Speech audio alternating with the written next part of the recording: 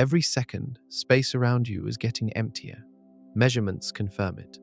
2 billion light years of near-nothingness may already surround us, and we have been measuring the universe as if we stood on flat ground, when we might be sitting at the bottom of an enormous cosmic hole. We are going to visit the voids inside voids, the cold scars on the oldest light in existence, and the gravitational mystery pulling our entire galactic neighborhood towards something we cannot yet see. If you enjoy what we cover here, subscribing means you will not miss what comes next. Brace yourself. We begin. Look up at the night sky, and everything seems packed. Stars everywhere, light in every direction. But zoom out far enough, and the universe reveals a completely different face. At the largest scales, matter in the universe arranges itself like a cosmic spiderweb. Galaxies cluster together along thin threads and flat sheets. Where those threads intersect, you get enormous knots of thousands of galaxies piled together. And between those threads, almost nothing. Vast, dark, nearly empty bubbles called cosmic voids. These are the dominant feature of the universe. Emptiness wins. By volume, voids make up somewhere around 80% of all space. 80%. That means the universe is, structurally speaking, mostly hollow. The galaxies we see, the stars, the planets, all of it exists only along the thin walls between these enormous bubbles of nothing. Now here is where it gets personal. Our galaxy does not sit at one of those dense intersections. Scientists have confirmed we live right next to a significant underdense region, and some researchers now argue we may be sitting inside a much larger void, one that spans roughly 2 billion light years across.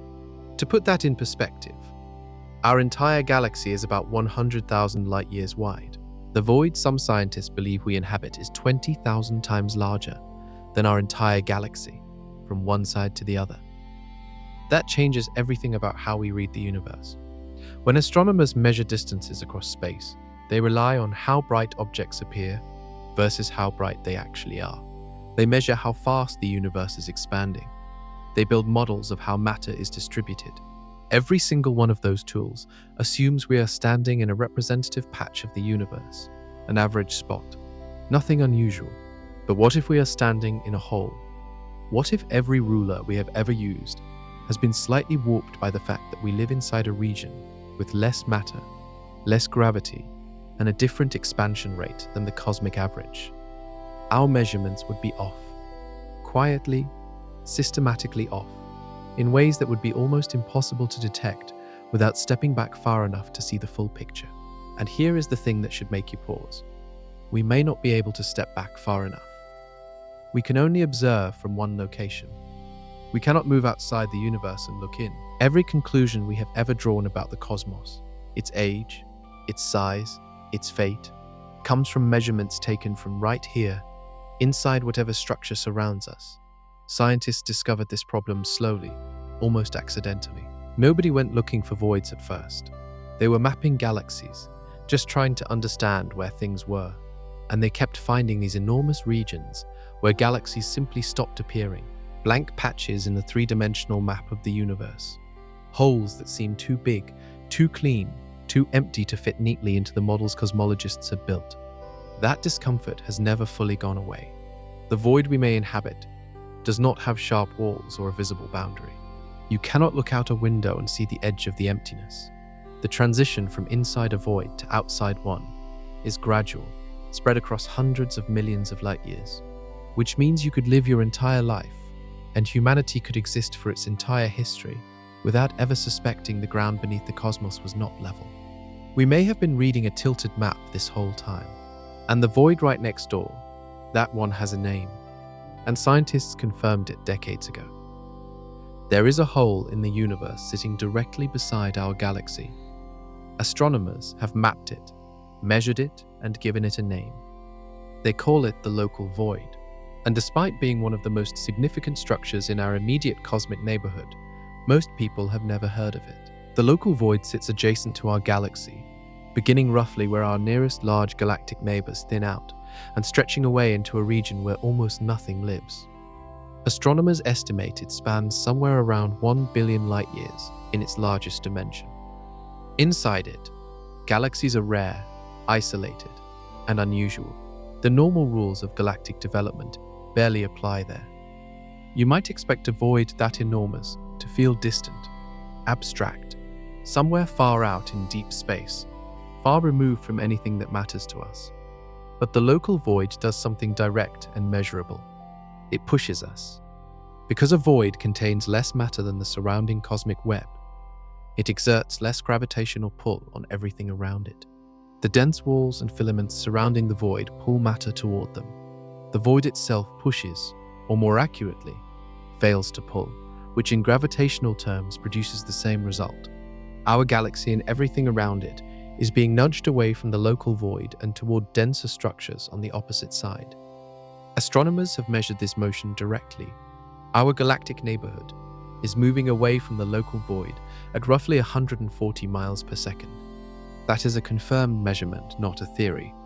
We are being pushed across the universe by the simple absence of matter behind us. Think about what that means for a moment. The emptiness itself is shaping our trajectory through space. A hole in the cosmic web is steering our galaxy's path through time. And we had no idea this was happening until scientists began mapping the distribution of galaxies in 3 dimensions in the late 20th century. Before that mapping, we had no way to see the structure surrounding us. We could only see individual galaxies, not the architecture they were part of. It is like trying to understand a city by looking at individual bricks. Only when you step back and see the whole layout does the pattern become clear. When scientists built that 3-dimensional map of our cosmic neighborhood, the local void appeared immediately, a vast underpopulated region, clearly defined by the sudden drop in galaxy density along one side of our position in space. The data was unambiguous. Something enormous and nearly empty sits right next door. Now here is where the story gets more complicated. The local void is large, but some scientists argue it may be a smaller feature inside a much bigger structure. If the KBC void hypothesis is correct, and we will get to that in detail soon, then the local void is just one bubble inside a larger bubble, and we sit somewhere inside the larger one, a void within a void. The idea that emptiness can nest inside emptiness, that the universe builds its hollow architecture at multiple scales simultaneously, is one of the stranger implications of modern cosmology. And once you start looking for that nesting structure, you start finding it everywhere. But before we get to supervoids and nested emptiness, we need to go back to the moment when humans first stumbled onto cosmic voids by accident, because nobody planned to find them. They appeared in the data like a surprise no one was ready for. And when they appeared, they broke one of the most comfortable assumptions in all of cosmology. It was the late 1970s. A team of astronomers was doing something straightforward, plotting galaxies onto a 3-dimensional map. Take a galaxy, measure its distance, mark its position, repeat thousands of times. The goal was simple: build a picture of how matter is arranged in our cosmic neighborhood. Nobody expected the map to look strange. The prevailing assumption in cosmology at the time was that galaxies were distributed more or less randomly throughout space, with slight clustering here and there, but nothing dramatic. The universe was supposed to look roughly the same everywhere you pointed your telescope. Uniform, smooth. The map they built looked nothing like that. What emerged was a structure that stunned the team. Galaxies did not scatter randomly. They arranged themselves along thin filaments and flat sheets like soap bubbles pressed together. And between those sheets, between those filaments, there was almost nothing. Enormous regions of space, with virtually no galaxies at all. The first cosmic voids had been found. The discovery shook the field. If the universe had this kind of large-scale structure, enormous sheets and enormous holes, then the models used to explain how the universe evolved after the Big Bang were incomplete. The physics of structure formation needed a serious rethink. One of the most famous early void discoveries came in 1981, when a team studying a region of sky in the constellation Boötes found an underdense region so large it seemed almost impossible. The void they found spanned roughly 330 million light-years across. At the time, that was so extreme that many scientists simply refused to believe it. A structure that large should not exist if the standard models of cosmology were correct. The universe had not had enough time to produce something like that through normal gravitational processes. And yet, there it was. The debate that followed shaped the next 4 decades of cosmological research. Scientists began refining their models. They introduced cold dark matter, then adjusted the role of dark energy, then ran computer simulations trying to reproduce what they were seeing in the real universe. Some simulations worked. Others produced voids, but not quite as large or as empty as the ones astronomers kept finding. That gap between simulations and observations has never fully closed. Here is the part that matters for everything else we are going to discuss. The discovery of cosmic voids forced scientists to ask a question that sounds simple, but cuts to the core of cosmology. If the universe has enormous empty regions and enormous dense regions, how do we know where we are standing? How do we know that our local patch of universe, the region we use as our baseline for measuring everything else, is representative of the whole? The honest answer is that we do not know. We assumed it was. We built our models on that assumption. We measured the age of the universe, the rate of its expansion, the distribution of matter, all from this one location, trusting that it was an average spot. That trust has been eroding steadily since those first accidental maps were drawn. Because when scientists looked more carefully at the universe around us, they found something that suggested our location is anything but average. They found that the expansion of the universe appears to be faster in our neighborhood than it should be. And one of the leading explanations points directly at a supervoid we may be sitting inside. The name of that void is the KBC void, and the evidence for it is uncomfortable. Picture the darkest, most remote place you can imagine, a region of space where you could travel in any direction for 150 million light years and find almost nothing. No galaxies, no star clusters, no sign that matter ever settled there, just cold, dark, expanding emptiness. That place is real. Astronomers call it the Boötes void. Confirmed in 1981, after a team of scientists analyzed galaxy survey data, the Boötes void sits roughly 700 million light-years from us in the direction of the constellation Boötes. Its diameter is estimated at around 330 million light-years. To put that in terms, you can feel our entire galaxy stretches about 100,000 light-years from edge to edge. The Boötes void is roughly 3,000 times wider than that. If our galaxy sat at the center of the Boötes void, and you looked out in every direction with the most powerful telescopes ever built, you would see almost no other galaxies. The nearest galactic neighbors would sit on a wall of the void, hundreds of millions of light-years away. You would see a sky full of stars inside your own galaxy. But beyond that, a darkness stretching so far in every direction that it would feel like existing alone inside the universe.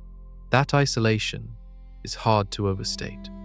When the Boötes void was first announced, the response from the scientific community ranged from skepticism to outright disbelief. Standard cosmological models predicted that gravity and the early conditions of the universe should produce voids, yes, but voids of maybe 40 or 50 million light-years across. A structure 300 million light-years wide violated those predictions by a significant margin. One astronomer at the time reportedly said that if you found one more structure like the Boötes void, you would have to seriously consider whether the Big Bang model needed replacing entirely. Subsequent surveys confirmed the void was real, and more voids almost as large appeared in the data as surveys expanded. The Boötes void was not an error. The universe genuinely produces structures that large. But here is where the Boötes void gets even stranger. It is nearly empty, but nearly is doing important work in that sentence. A small number of galaxies exist inside it, roughly 60 confirmed as of recent surveys. Those galaxies are not clustered together the way galaxies usually are. They sit alone in the dark, widely spaced, evolving in almost complete isolation. They are orphans of the cosmic web, cut off from the network of filaments and sheets that most galaxies belong to. Scientists study those interior galaxies carefully because they represent a natural experiment. A galaxy growing inside a void receives almost no gravitational influence from neighbors, almost no disturbance from galactic collisions.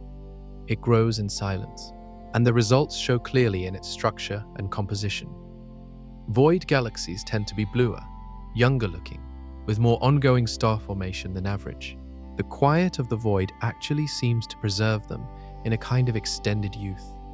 Now, The Boeter's void is enormous and scientifically significant. But the void some researchers believe we are living inside is in a completely different size category, larger, deeper, and with consequences that reach into every measurement we have ever made about the cosmos. That structure, and the specific tension it creates with our best cosmological data, is where our story accelerates. Cosmic voids do not appear suddenly. They grow, slowly, patiently. Over billions of years, gravity carves them out of the universe like an invisible sculptor working in reverse. To understand how a void forms, you have to go back to the earliest moments after the Big Bang. The universe at that point was almost perfectly uniform. Almost. Spread through that hot, dense, early soup were tiny quantum fluctuations, minuscule regions where the density was slightly higher or slightly lower than average. These differences were almost immeasurably small at first, but gravity is relentless. Regions that were slightly denser attracted nearby matter. More matter meant more gravity. More gravity pulled in still more matter. Over hundreds of millions of years, those slightly overdense regions grew into filaments and sheets. And the regions that were slightly underdense at the start, gravity abandoned them. Matter drained away from those areas, pulled toward the growing filaments on all sides. Left behind was emptiness, a void. The process feeds itself. As matter drains away from an underdense region, that region becomes less and less capable of holding on to the matter that remains. The gravity inside the void weakens further. Nearby matter on the edges gets pulled toward the dense walls rather than toward the void's interior. The void expands. Its walls grow denser. The contrast between full and empty sharpens over cosmic time. This is why voids today are so much larger and emptier than the voids that existed early in the universe's history. The universe has had over 13 billion years for this process to run. Gravity has had 13 billion years to drain the empty regions and pack the dense ones. Here is something that takes a moment to absorb. Voids are growing right now.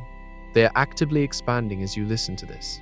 Matter, along the edges of every void in the observable universe, is slowly migrating outward along filaments toward denser regions. The cosmic web is not static. It breathes. It tightens. The voids get more extreme with every passing billion years. In the far future, if the universe continues its current trajectory, voids will dominate even more completely than they do today. The cosmic web will grow increasingly sparse, its filaments stretched thinner and thinner as matter concentrates into fewer and fewer massive knots. But there is a twist in this process that scientists discovered relatively recently, and it involves the mysterious force that drives the universe's accelerating expansion: dark energy. Dark energy is pushing the universe apart at an accelerating rate. That acceleration means that at very large scales, gravity eventually loses its ability to pull structures together. Matter that has drifted too far apart cannot overcome the expanding space between it. So while gravity builds structure at intermediate scales, dark energy undermines structure at the very largest scales. The result is a race. Gravity builds the cosmic web. Dark energy slowly tears it apart, and voids sit at the intersection of both forces, expanding under the influence of dark energy, while their walls are sculpted by gravity. Scientists realized they could use voids as a measuring instrument for dark energy. The rate at which voids grow, how fast they expand, how empty they become. All of that encodes information about how much dark energy exists and how it behaves. Voids became cosmic laboratories, and one specific void is sitting at the center of the most heated debate in cosmology right now, because the numbers coming out of it do not match the numbers coming from anywhere else. In 2013, a team of astronomers published a paper that attracted serious attention and serious pushback in equal measure. They had analyzed the distribution of galaxies across a vast region of space surrounding our position in the universe. What they found was a systematic underdensity in every direction they looked. The researchers, Ryan Keenan, Amy Barger, and Lennox Cowie, whose initials give this structure its name, argued that we appear to sit inside a region where the density of galaxies and matter is roughly 20% lower than the cosmic average. This region, the KBC void, stretches roughly 2 billion light-years across. 2 billion light-years. That is a scale that does not have an easy comparison. If you traveled at the speed of light, the fastest anything can move through space. It would take 2 billion years just to cross this void from one side to the other, and we are sitting somewhere inside it. The evidence for the KBC void comes from galaxy counts. When you map the density of galaxies in every direction around us and compare that density to what the standard cosmological model predicts, you consistently find fewer galaxies than expected inside a roughly spherical region centered near our position. That underdensity is real and measurable. The scientific debate is about its precise size, its depth, and whether it is significant enough to affect our cosmological measurements. Here is why this matters far beyond just knowing what neighborhood we live in. Every measurement of the universe's expansion rate depends on distance. To measure how fast the universe expands, you need to know how far away things are. And to know how far away things are, you need to assume that the region around you is representative of the average universe. If you live inside a void, matter density around you is lower than average. Lower density means weaker local gravity. Weaker local gravity means the universe around you expands slightly faster than it does in denser regions. So if the KBC void is real, and we are inside it, every expansion rate measurement we have made from our location would be biased toward a slightly higher value than the true cosmic average. That bias is exactly the size needed to explain one of the most troubling puzzles in modern physics. There are two main ways to measure how fast the universe is expanding. One method looks at the early universe, analyzing the pattern of the cosmic microwave background radiation, the ancient light left over from just after the Big Bang. The other method looks at the local universe, measuring distances to nearby galaxies, using exploding stars and pulsating giant stars as calibrated distance markers. Both methods are carefully designed. Both have been checked and rechecked by independent teams, and they give different answers. The local measurement comes out higher than the early universe measurement. The gap between them has been named the Hubble tension, and it has resisted every simple explanation scientists have thrown at it. Living inside the KBC void offers a potential resolution. If our local expansion rate is inflated by our underdense environment, the local measurement would read too high compared to the true cosmic value. The tension between the two measurements would dissolve, but dissolving the tension that way introduces a different problem, a problem that gets stranger the deeper you look. Two teams of scientists, two completely different methods, two answers that should match but do not. This is the Hubble tension, and it has been quietly destabilizing cosmology for over a decade. The expansion rate of the universe is measured using a number called the Hubble constant. This number tells you how fast galaxies are moving away from each other for every unit of distance between them. It is one of the most fundamental numbers in all of cosmology. Get it right, and you can calculate the age of the universe, predict its future, and test every major theory about its evolution. Getting it right has turned out to be surprisingly difficult. The first method to measure it looks backward in time. Scientists analyze the cosmic microwave background, the oldest light in the universe, which was released roughly 380,000 years after the Big Bang. That ancient light carries an imprint of the early universe's density patterns. And from those patterns, you can calculate what the expansion rate should be today, assuming the standard cosmological model is correct. This method gives a value of around 67 kilometers per second per megaparsec. Or in simpler terms, for every 3 million light-years of distance, galaxies are moving apart at roughly 42 miles per second faster. The second method measures the expansion directly, today, in our local universe. Scientists find stars and exploding stars that have predictable brightness, use them as distance markers, measure how fast nearby galaxies are receding, and calculate the expansion rate from scratch. This method gives a value closer to 73 kilometers per second per megaparsec, or roughly 46 miles per second per 3 million light-years. The gap between those two values sounds small in everyday terms. In cosmology, it is enormous, and it has not shrunk as measurements have become more precise. It has stubbornly held, and in recent years the statistical confidence that this gap is real, and not just measurement error, has grown significantly. Multiple independent teams using multiple different measurement techniques have now confirmed the high local value. The early universe prediction consistently gives the lower number. Something is wrong somewhere, and nobody can agree on what. The standard explanations have mostly been ruled out. Measurement error cannot account for a discrepancy this persistent across this many independent studies. Calibration problems were the first suspects, but teams using entirely different calibration chains get the same results. The gap has survived every attempt to close it with better data. That leaves two broad categories of explanation. Either there is something wrong with the standard cosmological model, some new physics operating in the early universe, or today that changes how we interpret those measurements. Or there is something unusual about our specific location in the universe that makes our local measurements unrepresentative of the cosmic average. The KBC void falls into that second category. If we live inside a region with lower than average matter density, our local expansion rate is genuinely higher than the cosmic average. The early universe measurement captures the true cosmic rate. Our local measurement captures a locally inflated rate. The two numbers disagree because they are measuring different things. This explanation has serious support among some cosmologists. It also has serious critics. The debate is real, ongoing, and unresolved. And here is the uncomfortable implication sitting underneath all of it. If the void explanation is correct, then every distance measurement we have ever made in the local universe carries a systematic error we have only recently recognized. Our map of the cosmos is built on a foundation that may be tilted. What that tilted map means for the age and fate of the universe is even more unsettling.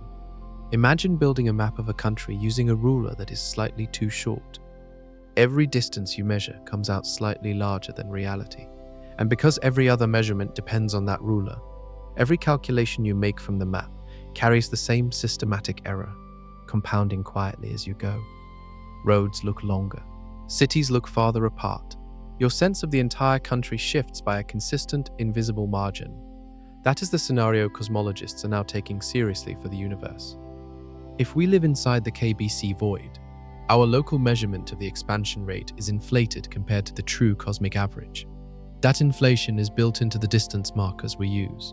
The exploding stars and pulsating giant stars that we rely on to measure cosmic distances were calibrated using nearby objects, all of which are inside the same void we inhabit. The calibration chain we trust was built entirely within an underdense region. Every galaxy distance we infer using that chain would be slightly off, and from distances we derive everything else. The luminosity of distant objects, the age of the universe, the amount of dark energy, the geometry of space itself. A 20% underdensity in our local void, which is the approximate depth scientists estimate for the KBC void, could shift our local expansion rate by around 5 to 10% relative to the true cosmic value. That is roughly the size of the Hubble tension. The numbers fit. And if the numbers fit, then our best estimate of the universe's age, currently around 13.8 billion years, might be slightly off, perhaps by several 100 million years in one direction or another. Several 100 million years sounds enormous. In cosmic terms, it is a rounding error, but it changes the timeline of when the first stars formed, when galaxies matured, when conditions for life first arose in the universe. Every timestamp in cosmic history shifts together. And here is a detail that most discussions of this topic skip past. The void explanation for the Hubble tension does not just affect our measurement of distances, it affects our inference about dark energy. The amount and behavior of dark energy in the universe is calculated partly from how the expansion rate has changed over time. If our local expansion rate is systematically inflated, our picture of dark energy's strength and evolution could be distorted. Dark energy is already the most mysterious and least understood ingredient in the universe. We know it exists because of the accelerating expansion we observe. But its precise nature is completely unknown. If the expansion measurements are biased, our constraints on dark energy loosen. Possibilities that seemed ruled out become viable again. The void does not just warp our map of where things are, it potentially warps our understanding of what the universe is made of and what it is doing. Critics of the void explanation point out that a void as large and as deep as the KBC void would itself be difficult to explain within standard cosmology. Structures that size should be rare. Some simulations suggest a void of those proportions is statistically improbable, though possible.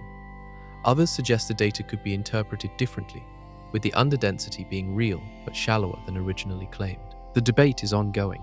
New surveys are gathering data. Stronger telescopes are mapping galaxy distributions with increasing precision. And in the middle of all this uncertainty, the oldest light in the universe carries its own clue, a cold patch on the ancient sky that may be the shadow of the largest known void ever identified. Roughly 380,000 years after the Big Bang, the universe cooled enough for atoms to form for the first time. Before that moment, space was so hot and dense that light could not travel freely. Photons constantly collided with free electrons, bouncing around in an opaque fog. When atoms formed, the fog lifted, light streamed outward in every direction. That light is still traveling. It has been crossing the universe for over 13 billion years. And when we point our most sensitive instruments at the sky, we detect it as a faint glow of microwave radiation coming from every direction simultaneously. Scientists call this the cosmic microwave background. It is the oldest observable thing in the universe, a photograph of the cosmos taken just after the lights came on. The cosmic microwave background is almost perfectly uniform in temperature. Almost. Across the entire sky, it sits at a temperature just below 3 degrees above absolute zero. But hidden inside that near uniformity are tiny temperature fluctuations, regions fractionally warmer or cooler than average. Those fluctuations are the imprint of the early universe's density variations, the same small clumping patterns that gravity would later amplify into galaxies, filaments, and voids. Scientists have mapped these temperature fluctuations with extraordinary precision. The pattern matches theoretical predictions well. The cosmological model built on these patterns, with its mix of dark matter, dark energy, and ordinary matter, reproduces much of what we observe in the universe today. But the map has anomalies. Certain features in the cosmic microwave background do not fit neatly into the standard model. One of the most discussed is a statistically unusual alignment of large-scale temperature patterns across the sky, sometimes called the axis of evil, by researchers who found its existence troubling. Another is a region of the sky that consistently appears cooler than surrounding areas by a small but measurable margin. That cold region sits in the direction of the constellation Eridanus in the southern sky. Its size spans roughly 1 billion light-years across the sky, as projected onto the ancient light. Its temperature is about 70 microkelvins below the average of the surrounding background, a tiny difference in absolute terms, but a significant statistical outlier given how uniform the background otherwise is. Scientists call it the cold spot. The cold spot has been known for over 2 decades and has been confirmed by multiple independent analyses. Its existence is not in dispute. What remains hotly debated is its cause. The most mundane explanation is statistical. In a map with as many data points as the cosmic microwave background, some cold regions will appear by chance. The cold spot may be nothing more than a rare statistical fluctuation, an unusually cold patch that happened to form without any extraordinary cause. But the numbers required for that explanation are uncomfortable. The probability of seeing a cold region of that size and depth by pure chance sits somewhere in the range of 1 in 50 to 1 in several hundred, depending on which analysis you trust. Rare, but possible. And there is a different explanation, one that connects the cold spot directly to the structure of the universe between us and the edge of the observable cosmos, an enormous supervoid. Light loses energy when it climbs out of a gravitational well, climb out of a dense region of space, and the photon emerges slightly cooler than it entered. This is a confirmed effect called gravitational redshift, and it applies everywhere in the universe. Now flip it. What happens when light passes through a void, a region with less matter and less gravity than average? As the light falls into the void, it gains a small amount of energy. As it climbs out the other side, it should lose that energy back. In a universe with a constant expansion rate, those two effects cancel perfectly. No net change. But we do not live in a universe with a constant expansion rate. Dark energy is accelerating the expansion. That changes everything. When a photon enters a void, the void is a certain size. By the time the photon exits on the other side, the void has grown larger because the universe is expanding faster over time. The gravity well the photon climbed out of is shallower than the one it fell into. The photon exits with slightly less energy than it had when it entered. Slightly less energy means slightly lower temperature. A photon that passed through an enormous void would arrive at our detectors fractionally cooler than surrounding photons. This mechanism has a name. Scientists call it the integrated Sachs-Wolf effect, specifically its late-time version. And if a supervoid of sufficient size sits between us and the cosmic microwave background in the direction of the cold spot, it would produce exactly the kind of temperature dip we observed there. In 2015, a team of astronomers announced they had found a candidate for that supervoid. Analyzing galaxy survey data in the direction of the cold spot, they identified a region with significantly fewer galaxies than surrounding areas, beginning roughly 1 billion light-years away from us and stretching outward. They called it the Eridanus supervoid. The Eridanus supervoid is confirmed as a real underdense region. Its existence is solid. What remains debated is whether it is large enough and deep enough to produce the full temperature dip seen in the cold spot. Early estimates suggested the void's size could produce only about 20% of the observed temperature decrease. Subsequent analyses using larger galaxy datasets have pushed that estimate higher, with some researchers arguing the void could account for a significant fraction of the cold spot's depth, and perhaps all of it, under certain models of dark energy. The debate comes down to the precise depth of the underdensity inside the supervoid. A void that is 20% less dense than average produces a different signal than one that is 30 or 40% less dense. Current surveys do not yet have the resolution to map the internal density profile of a structure 1 billion light-years away with enough precision to settle the argument. What makes this genuinely significant is the connection it draws. We may live inside a supervoid, and in the direction we look toward the oldest light in the universe, we may be seeing the shadow of another supervoid, even larger, sitting between us and the edge of the observable cosmos. Voids within voids. Empty regions stacked at multiple scales, stretching across the universe in ways our models are only beginning to capture. And the strangest proposed explanation for the cold spot does not involve voids at all. It involves a collision with something outside our universe entirely. The void explanation for the cold spot is scientifically conservative. A supervoid in the right place at the right depth could imprint a cold region on the cosmic microwave background through a well-understood gravitational mechanism. It stays comfortably inside accepted physics. But some scientists have proposed a different origin for the cold spot, one that requires stepping entirely outside the observable universe. The multiverse is a theoretical framework, and this is important to state clearly, in which our universe is one of an enormous or infinite number of universes, each existing in its own bubble of space, separated from the others by regions of still inflating space. This idea emerges from certain versions of inflationary cosmology, the theory describing the explosive expansion of space in the first fractions of a second after the Big Bang. If the multiverse is real, then our bubble universe exists alongside others. Those other universes would generally be causally disconnected from ours, separated by distances and expansion rates that make contact essentially impossible. Unless two bubble universes once collided, bubble universe collisions, if they occurred in the very early universe when bubbles were still forming and expanding, would leave physical signatures in the cosmic microwave background. The collision would send a shockwave through our universe's fabric, imprinting a circular pattern on the ancient light. The region of the collision would appear either warmer or cooler than the surrounding background, depending on the details of the collision geometry. The cold spot is roughly circular. It sits in the southern sky as a clearly defined cooler region, surrounded by a warmer ring. Some researchers have pointed out that this morphology fits the predicted signature of a bubble collision surprisingly well. This hypothesis remains speculative. Scientists have not found definitive evidence distinguishing a bubble collision signature from a statistical fluctuation or a supervoid.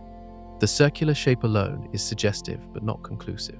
Researchers have searched for additional predicted signatures of a bubble collision in the polarization patterns of the cosmic microwave background and have found results that are intriguing but inconclusive. What makes this hypothesis worth taking seriously is that it makes testable predictions. A bubble collision should produce a specific pattern, not just in temperature, but in how the ancient light is polarized. Future instruments measuring that polarization with greater sensitivity could potentially confirm or rule out the collision scenario. If it were confirmed, the implications would be staggering. A scar on the oldest light in the universe, left by a collision with another universe billions of years before Earth formed. Our cold spot would be a window into a reality larger than anyone has ever proved to exist. And yet, even inside this bold hypothesis, the void plays a role. Some theorists argue that the bubble collision would have created a region of lower density in our universe at the collision site, a void born from the impact itself. The supervoid and the bubble collision are connected in some models, with one producing or deepening the other. For now, the origin of the cold spot remains an open question. Scientists have multiple viable explanations and cannot yet separate them with existing data, but the tools to answer the question are being built right now. And what they reveal about voids, structure, and our place in the cosmos may force a reckoning with one of the oldest and most comfortable assumptions in all of science. Inside every major void in the observable universe, there are survivors. Galaxies that formed in the wrong place too deep inside an emptying region to escape toward the dense filaments where most galaxies cluster.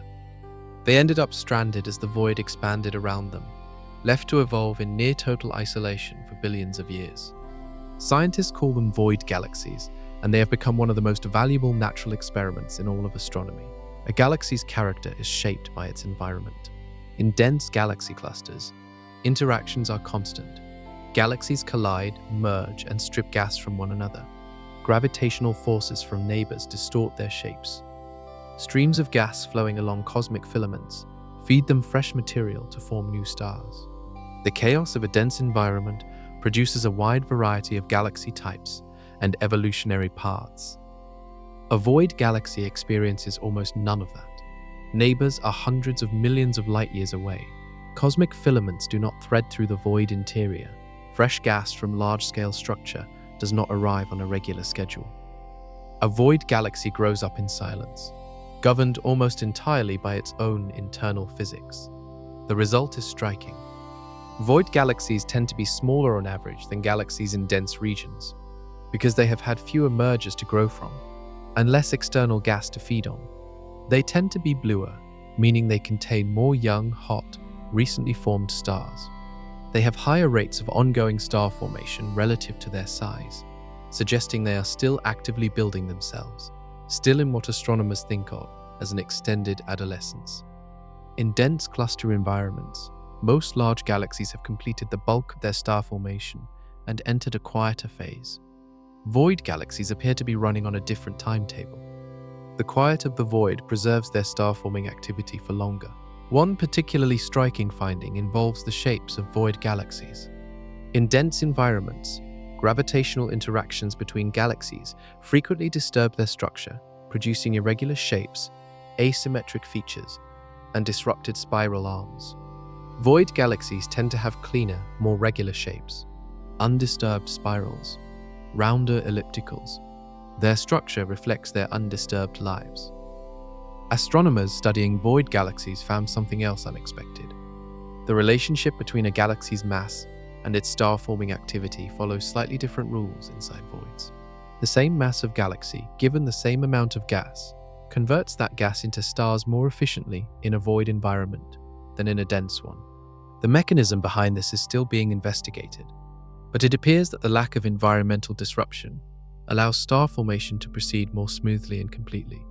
This has implications for understanding galaxies everywhere.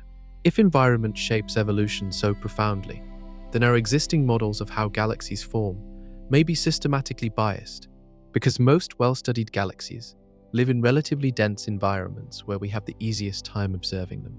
The physics of galaxy formation inside voids may be closer to the simplest, most fundamental version of that process, without the complications added by crowded neighborhoods.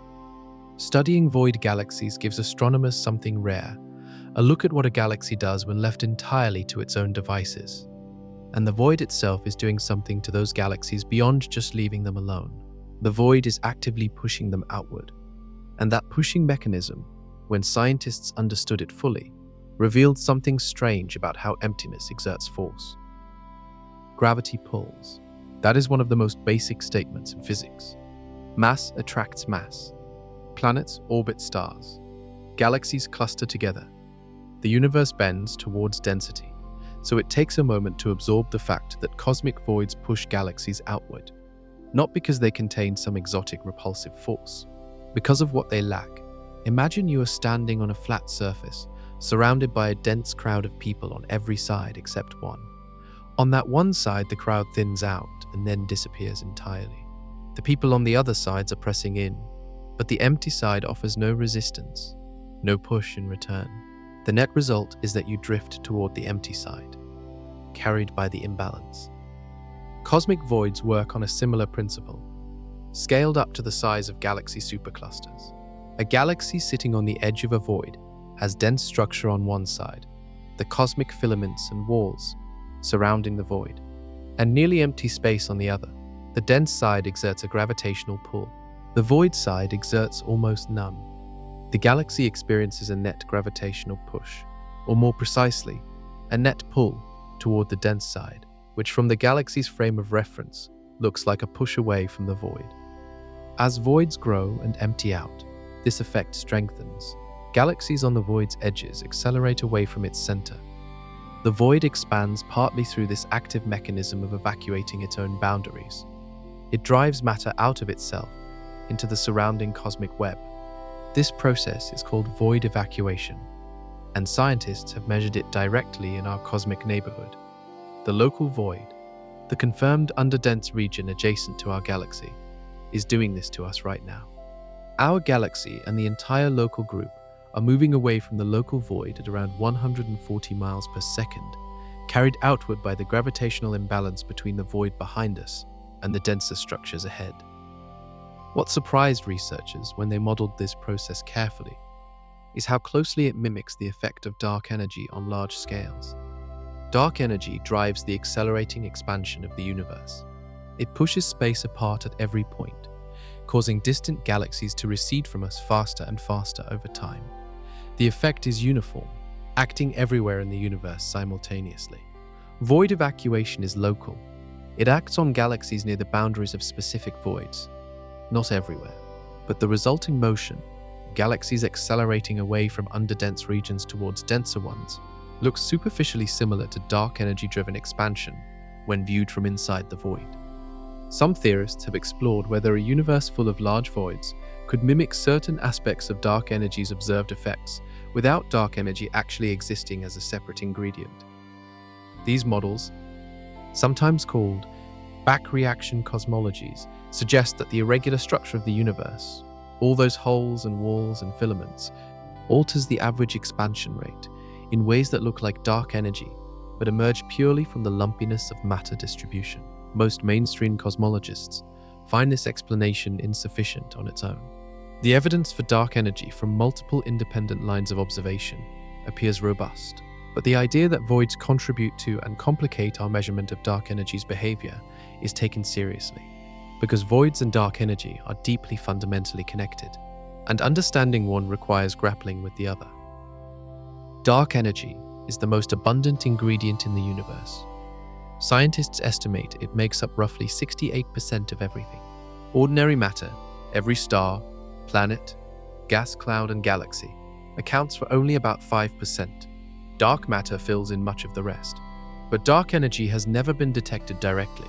Its existence is inferred entirely from its effects, specifically from the fact that the expansion of the universe is accelerating, when gravity alone would be expected to slow it down. What dark energy actually is remains completely unknown. The leading candidate is a property of space itself, a constant energy density built into the fabric of the universe. Other proposals involve dynamical fields that evolve over time, changing their strength and behavior as the universe ages. Distinguishing between these possibilities requires extremely precise measurements of how the expansion rate has changed throughout cosmic history. Cosmic voids offer a way to make those measurements, because voids grow, and the rate at which they grow depends directly on the competition between gravity and dark energy. In a universe with more dark energy, space expands faster, and voids grow faster. Their walls spread apart more quickly, their interiors empty out more completely. In a universe with less dark energy, or with dark energy that behaves differently, voids grow at a different rate, reach different sizes, and achieve different levels of emptiness. By measuring the actual sizes and emptiness profiles of voids across cosmic history, and comparing those measurements to model predictions, scientists can constrain the nature of dark energy with impressive precision. This approach has real advantages over other dark energy probes. Voids sample a different regime of the universe than galaxy clusters, or Type 1a supernovae, the exploding stars used as cosmic distance markers. Voids probe the low-density regions where dark energy's influence is comparatively stronger, since gravity is weaker in those regions and the competition between the two forces plays out more visibly. Researchers have built catalogs of thousands of voids from galaxy survey data, measuring their sizes, shapes, and density profiles, then comparing those statistics to predictions from cosmological models. The results have been consistent with the standard model of cosmology, but have also placed increasingly tight constraints on dark energy's equation of state, the precise mathematical relationship between its pressure and its energy density. Here is something that adds an extra layer to this picture. If we live inside the KBC void, our position inside an underdense region means we are embedded in exactly the kind of environment where dark energy's effects are most pronounced. Our local universe may be a slightly extreme version of void physics, with dark energy having had a stronger relative influence here than in denser regions of the cosmos. That could mean the acceleration of expansion we observe locally is running slightly hotter than the cosmic average. Our measurements of how fast expansion is accelerating, and therefore our constraints on dark energy's strength, may carry a subtle but real void location bias. Dark energy is already the biggest mystery in physics. The possibility that our measurements of it are influenced by our unusual location inside a supervoid makes that mystery slightly more complicated and significantly more interesting. And the evidence for our unusual location keeps accumulating from multiple directions. Some of the strongest clues are not found in galaxies or dark energy measurements, but in the oldest light in the universe, specifically in patterns in that light that should be random but are not. The cosmic microwave background should be random. At the finest scales, it is. The tiny temperature fluctuations that map onto galaxy-scale structures look exactly like the statistical noise expected from quantum fluctuations in the early universe. Scientists have analyzed those patterns in extraordinary detail and found excellent agreement with theory. But at the very largest scales, something unexpected appears. When researchers analyzed the large-scale temperature patterns in the cosmic microwave background, they found that certain features align with each other and with the plane of our galaxy in ways that seem statistically improbable. The largest temperature fluctuations in the ancient light, features that span the entire observable sky, share an orientation. They appear to point in the same direction. Cosmologists refer to this alignment as the axis of evil. The nickname reflects how unwelcome the discovery was, because a preferred direction in the ancient light violates a central assumption of cosmology. The cosmological principle states that the universe looks the same in every direction when viewed at large enough scales. No direction in space should be special. The cosmos should have no preferred axis, no favored orientation, no built-in asymmetry at the largest scales. It should be, in the technical language, statistically isotropic. The axis of evil appears to break that assumption. Several independent teams analyzing separate datasets have confirmed that the alignment is real in the data. The debate concerns its cause and its significance. One explanation is observer bias. Our galaxy emits microwave radiation of its own, which scientists must subtract from the raw cosmic microwave background data before analyzing it. If that subtraction is imperfect, residual contamination from our galaxy could create apparent alignments that are not real features of the ancient light. Scientists have worked hard to correct for this, and while they have reduced the potential contamination, they cannot fully rule it out. Another explanation involves systematic errors in the instruments used to map the ancient light. But multiple instruments, including 2 separate space missions, have produced consistent results. The third explanation is the one that cosmologists find most provocative. The large-scale alignments in the ancient light may be real features of the universe, reflecting a genuine asymmetry that was present from the very beginning. If that is the case, the cosmological principle fails at the largest scales, and the universe has a preferred direction built into its structure. What would cause such a direction? Possibilities include exotic physics in the very early universe, perhaps a period of anisotropic expansion, or the influence of a primordial magnetic field threading through the young cosmos. Some theorists have connected it to the multiverse scenario, where the geometry of bubble nucleation could imprint a directional signature on the early universe. Others have connected it to our large-scale environment. If we live inside a supervoid, and that void has a preferred elongation or orientation, it could subtly affect how we interpret the cosmic microwave background data, introducing an apparent alignment that reflects our local structure, rather than the universe at large. The axis of evil remains unresolved. It may be a measurement artifact, it may be cosmic noise, or it may be the first hint that the universe is built differently from the inside than the theory we have been using to describe it would predict. And there is another asymmetry in the universe, a confirmed one, that points in a specific direction across the entire observable sky, adding another layer to this growing picture.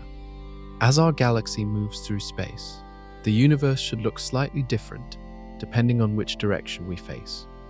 This is a real effect, called the kinematic dipole, and it is well understood. When you move towards something, the light from it appears slightly blue shifted, meaning its wavelength is compressed, and it looks slightly brighter. When you move away from something, the light appears slightly red shifted, looking slightly dimmer. Our motion through the universe produces a faint gradient across the sky, brighter in the direction we are heading, and dimmer behind us. Scientists have measured this kinematic dipole in the cosmic microwave background for decades. It gives a precise measurement of how fast our galaxy is moving relative to the average background of the universe, and in which direction. Recently, researchers applied the same logic to a completely different dataset. Instead of looking at the ancient microwave light, they looked at distant radio galaxies and quasars, extremely bright and distant objects spread across the sky. By mapping how the brightness and number density of those objects vary across different directions, they expected to see the same dipole signature, the same faint asymmetry produced by our motion through space. What they found was a larger dipole than expected. The asymmetry in the distribution of distant galaxies and quasars is roughly twice as large as the kinematic dipole measured from the cosmic microwave background. If both measurements are correct, they are telling different stories about our motion, and two different measurements of the same quantity should agree. This discrepancy, first highlighted in multiple studies published over the past decade, has attracted serious attention. Several independent teams, using different datasets and different analysis methods, have confirmed that a real tension exists between the two dipole measurements. The standard kinematic explanation cannot easily account for the larger dipole in the distant source catalogs. Our galaxy is not moving twice as fast as the cosmic microwave background suggests. Something else is contributing to the observed asymmetry. Possible explanations include large-scale structure effects. If the distribution of matter in the universe is genuinely asymmetric at scales larger than we have mapped in detail, that asymmetry would affect the distribution of observed galaxies across the sky. We would see more galaxies in one direction simply because there is more matter in that direction at scales we have not fully accounted for. This connects directly to the possibility that the cosmological principle fails. If the universe has genuine large-scale asymmetries, directions with more or less matter built into its structure at the billion light-year scale, then our sky would look different depending on which direction we face. Not just because of our motion, but because the universe itself is structured differently in different directions. The dipole anomaly adds to a growing list of large-scale anomalies in cosmological data. Each one individually has a mundane potential explanation: statistical noise, measurement error, incomplete modeling of our local environment. But the accumulation of anomalies, the Hubble tension, the cold spot, the axis of evil, the dipole discrepancy, begins to feel like a pattern. And patterns point somewhere. They point to a source. In this case, they may all be pointing to the same source: our location, the void we inhabit. The underdense region that surrounds us tilts our measurements and quietly shapes everything we think we know about the universe at the largest scales. And the evidence for how that void shapes our most fundamental measurements is about to get significantly more specific. Every major calculation in cosmology rests on a single foundational assumption, an assumption so central that questioning it feels like pulling at a thread that holds the entire field together. The cosmological principle states that the universe is homogeneous, and isotropic at large enough scales. Homogeneous means it has the same average density and composition everywhere. Isotropic means it looks the same in every direction. Together, these two properties mean that no location in the universe is special. Every observer, wherever they sit, sees the same average universe. This principle is not just a philosophical preference. It is a mathematical necessity for the equations describing cosmic evolution to be solvable in any practical sense. Without it, you cannot write down a single expansion rate for the universe, because different regions would expand at different rates. You cannot calculate a single age for the universe, because the rate of cosmic evolution would vary by location. You cannot assume that measurements made here apply elsewhere. The cosmological principle makes cosmology possible, and it emerged not from observational proof, but from simplicity and symmetry. It was reasonable. It seemed right. The observational evidence has been largely supportive. At scales above roughly 300 million light-years, the universe does look broadly similar in different directions and at different distances. The cosmic microwave background is almost perfectly uniform across the entire sky. The large-scale structure, when averaged over large enough volumes, appears statistically consistent with homogeneity, but several cracks have appeared.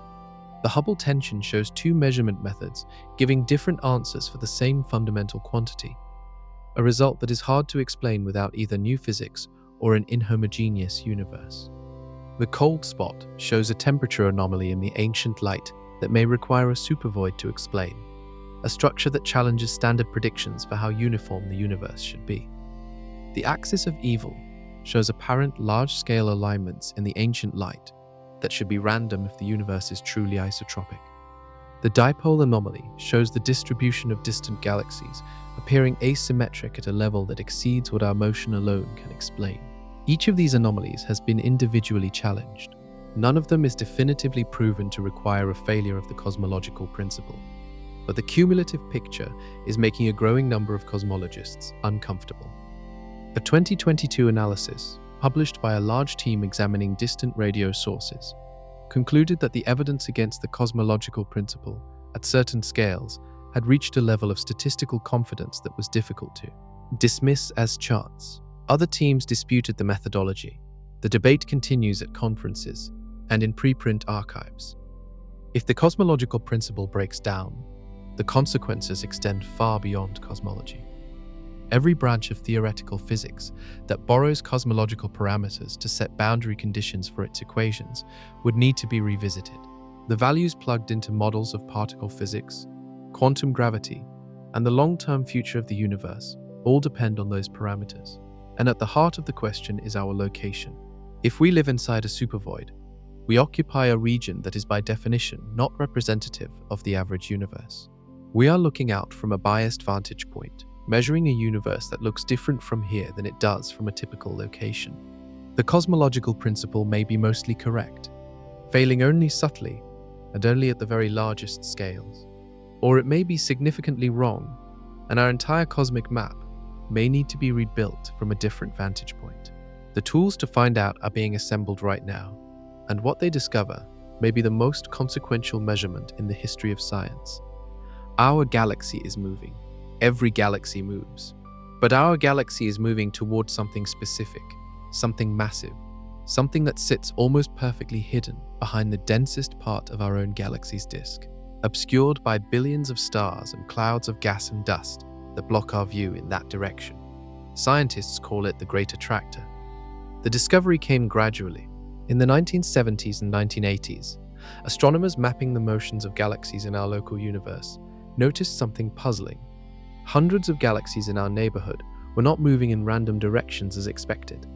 They were streaming, flowing together, all heading toward a specific region of sky in the direction of the constellations Centaurus and Norma. Our galaxy was part of that flow. Something in that direction was pulling, something with an enormous gravitational reach. The problem is that the region of maximum interest sits directly behind the zone of avoidance, the band of sky blocked by our own galaxy's plane. Dust and stars in our galaxy absorb and scatter the light from anything behind them in that direction, making it nearly impossible to observe in optical wavelengths. Astronomers turn to radio waves and infrared light, which can penetrate the dust more effectively.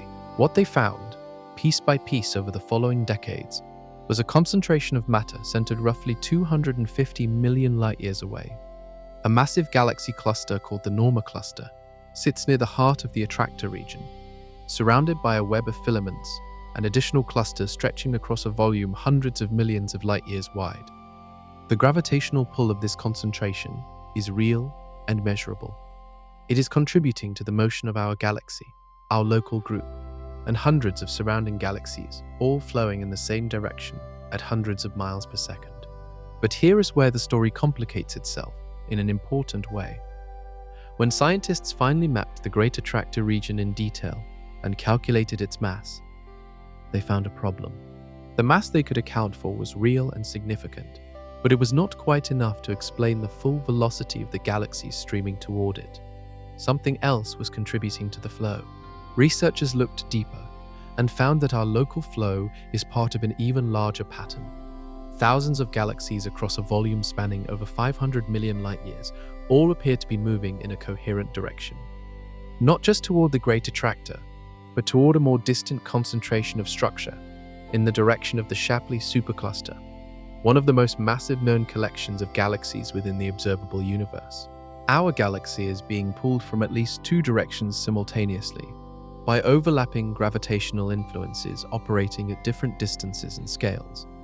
And here is the detail that connects back to everything we have discussed. The motion of our galaxy away from the local void and toward the Great Attractor and Shapley supercluster cannot be fully separated. The push from the void behind us and the pull from the density ahead of us are two parts of the same gravitational story. We are being squeezed out of emptiness and drawn toward mass. Scientists have a name for the entire structure that organizes this flow, and its discovery redrew our understanding of where we actually live in the cosmic web. In 2014, a team of astronomers published a paper that redrew the map of our cosmic address. Using a new technique to analyze galaxy motions across our local universe, they traced the flow lines of thousands of galaxies, following where each one was gravitationally drifting, and used those flows to define the boundaries of our home supercluster. What they found was a structure they named Laniakea, a Hawaiian word meaning immeasurable heaven. Laniakea spans roughly 500 million light-years across. It contains the mass equivalent of roughly 100 million billion stars. Our galaxy sits near its outer edge, on the fringes of a structure that organizes hundreds of thousands of galaxies into a single gravitational watershed. The key insight behind Laniakea was using galaxy velocities rather than galaxy positions to define structure. Galaxies in the same supercluster all flow gravitationally toward a common low point, a region of maximum density at the center. By tracing which galaxies drain toward which gravitational basin, the team could draw boundaries between superclusters, the same way watershed maps draw boundaries between river drainage systems. Our galaxy and all its neighbors drain toward the interior of Laniakea, toward a central concentration of mass called the Great Attractor region. Every galaxy inside Laniakea's boundary is part of the same gravitational watershed, flowing inward, even if many of them will never actually reach the center, because the overall expansion of the universe is carrying them apart faster than gravity can pull them together. Laniakea is the largest confirmed structure our galaxy belongs to, and its discovery forced an immediate and important question. What lies outside its boundaries? Surrounding Laniakea are other superclusters, Perseid Pisces to one side, Coma to another, and the vast Shapley concentration pulling on our entire region from a greater distance. Laniakea itself appears to sit at the intersection of several cosmic filaments, threads of matter connecting it to the broader cosmic web. But there is something about Laniakea's immediate environment that has attracted increasing scientific attention in recent years. The region surrounding Laniakea, the larger volume in which it sits, appears to be somewhat underdense compared to the cosmic average. The supercluster itself is a dense structure, but it may be embedded within or adjacent to the broader underdensity of the KBC void. This creates a nested picture. Our galaxy sits near the edge of Laniakea. Laniakea sits inside or adjacent to the local void on one side, and possibly within the broader KBC void at a larger scale. The supervoid itself is bounded by denser structures like Shapley and the Perseus Pisces supercluster. We are nested inside layers of structure, each scale revealing a different aspect of our cosmic environment, each layer potentially introducing a different bias into our measurements. And the deeper researchers look, the more layers they find, because the question of whether Laniakea itself sits inside a larger underdense basin does not yet have a clean answer. New surveys are mapping the universe at greater distances and with better galaxy density resolution than ever before. And what those surveys are beginning to suggest is that the architecture of our cosmic neighborhood is stranger and more layered than the 2014 discovery captured. The tools being built to answer that question are extraordinary, and one of them may settle the debate about the KBC void, the Hubble tension, and our position in the cosmos within the next decade. The universe builds structure at every scale simultaneously. Planets orbit stars. Stars cluster into galaxies. Galaxies group into clusters. Superclusters link into the cosmic web. The same nested logic applies to emptiness. Small voids, spanning tens of millions of light years, sit inside larger voids spanning hundreds of millions. Those larger voids may themselves occupy underdense regions within supervoids spanning billions of light years. Emptiness, like structure, repeats at multiple scales, each layer shaped by the same gravitational physics, operating over different timescales and distances. This nesting was predicted theoretically before it was confirmed observationally. Computer simulations of the universe, run with dark matter and dark energy and the initial conditions measured from the cosmic microwave background, consistently produce a hierarchical void structure. Small voids merge over time as matter drains from both of them, creating larger voids. Those larger voids continue to evacuate and merge on even longer timescales, building supervoids. The process is slow. Small voids form first, carving out their interiors over hundreds of millions of years. Larger voids require billions of years to develop. At the scale of the KBC void, if it exists as described, you are looking at a structure that has been growing since the universe was a fraction of its current age. Scientists have found observational evidence for this hierarchy.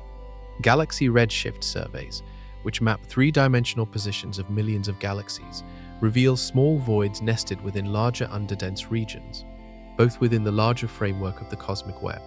The pattern emerges clearly from the data once you know what to look for.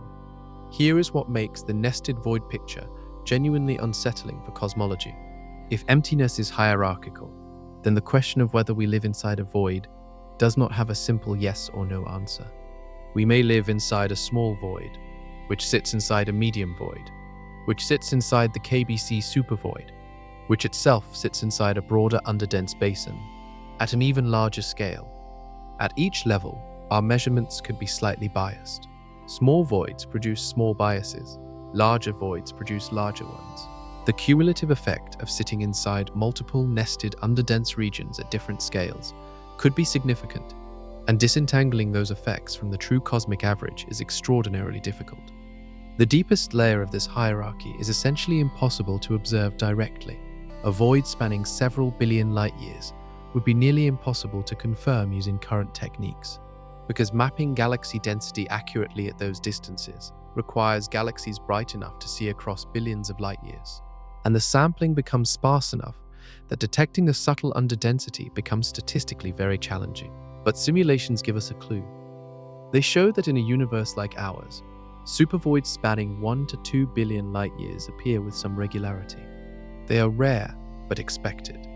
Finding ourselves inside one would be unusual, but statistically plausible. And here is a detail worth holding on to.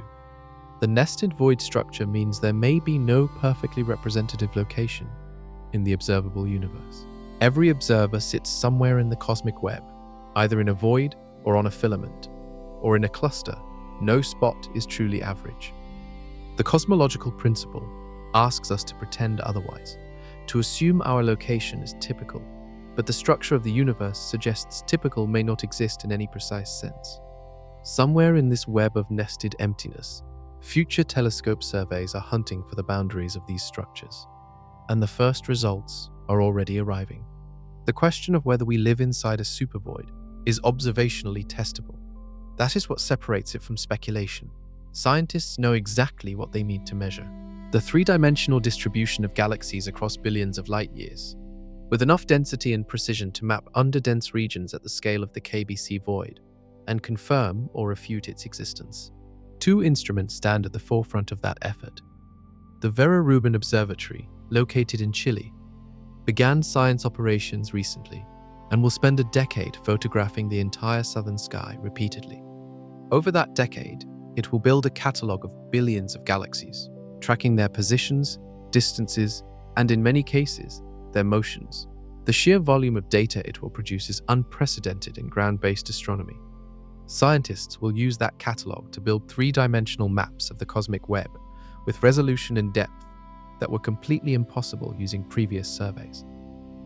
For the void question specifically, Rubin's data will allow researchers to measure galaxy density profiles across volumes spanning hundreds of millions to billions of light years, with enough statistical power to detect underdensities at the depth and scale proposed for the KBC void. If the supervoid is real and has the properties the original team claimed, Rubin's data should confirm it within a few years of full operation.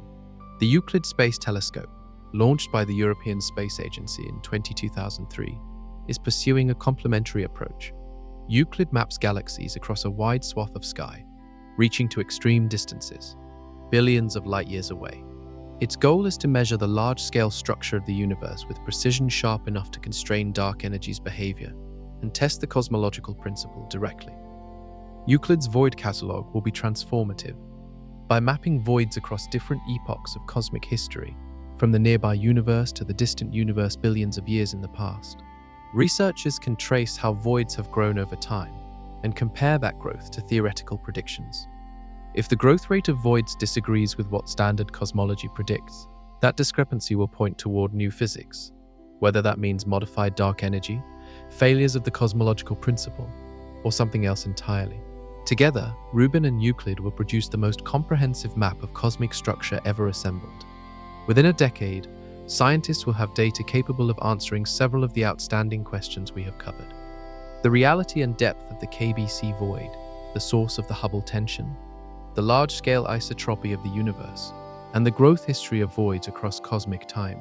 The answers may be clarifying and comfortable, confirming that standard cosmology is broadly correct and that our local environment is unusual, but not drastically biased.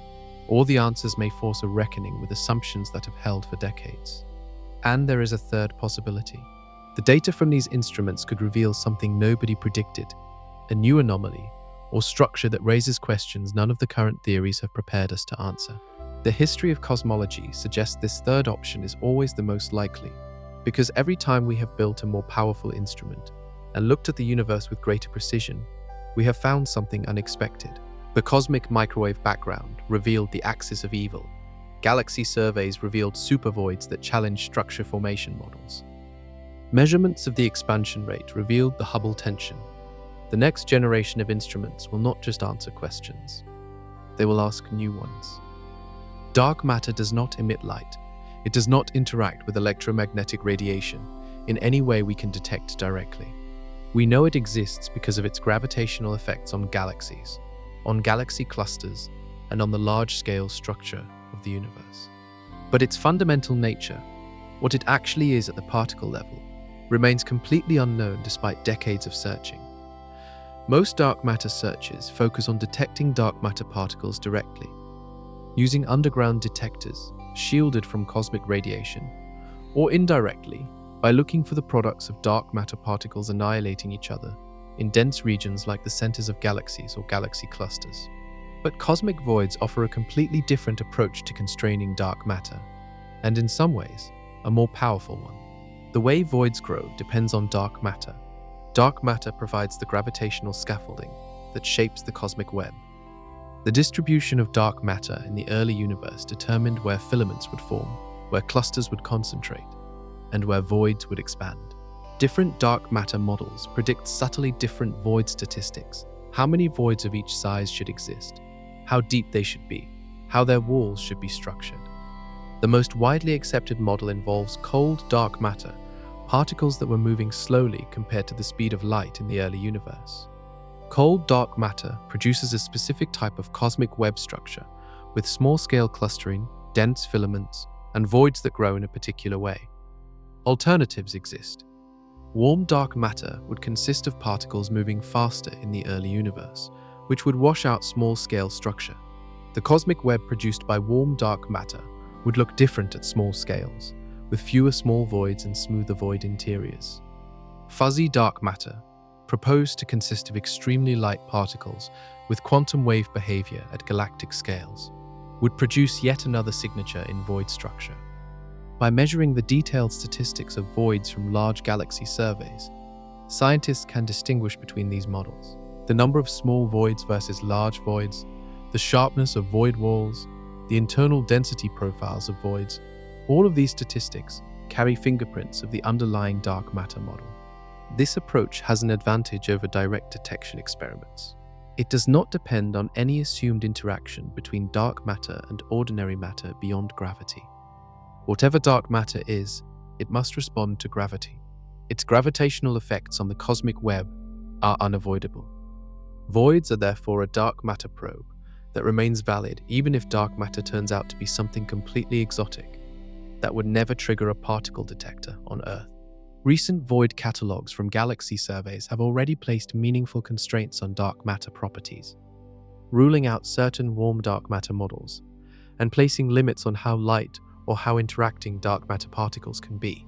As the Rubin Observatory and Euclid dramatically expand those void catalogs, the dark matter constraints will tighten significantly. Within a decade, void statistics may provide the strongest observational limits on dark matter's fundamental properties available from any source. The emptiest places in the universe, regions we might have assumed were scientifically boring, are turning out to be among the most information-rich environments in the cosmos. And the implications of that information extend beyond dark matter and dark energy into a question that feels almost personal. Could voids be the reason life exists? The universe is a violent place. Gamma-ray bursts release more energy in a few seconds than our star will emit across its entire lifetime. Supernovae scatter lethal radiation across thousands of light years. Supermassive black holes at the centers of active galaxies pump out jets of high-energy particles that sterilize everything along their path. Galaxy collisions trigger chaotic bursts of star formation, flooding regions with radiation. In dense regions of the universe, where galaxies cluster together in gravitational knots, these events are common. Galaxies interact constantly. Black holes merge and flare. Stellar populations churn through generations rapidly. The environment is energetically extreme. In a void, the situation is fundamentally different. Void galaxies evolve in near total isolation. Their central black holes tend to be quieter, with fewer mergers to trigger accretion events and fewer companion galaxies to interact with. Stellar populations evolve at a gentler pace.